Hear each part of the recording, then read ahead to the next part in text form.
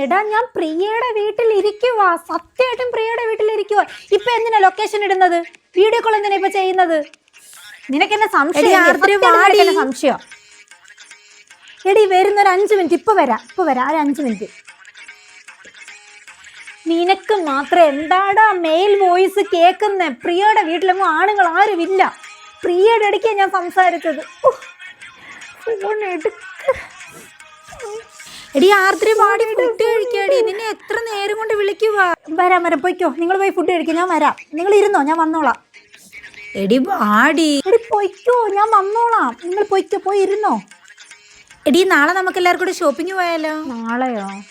ഞാൻ വരുന്നില്ലടി. അത് മാത്രമല്ല, അവന് ഫ്രണ്ട്സിൻ്റെ കൂടെ പോകുന്നത് അവന് ഇഷ്ടമല്ല.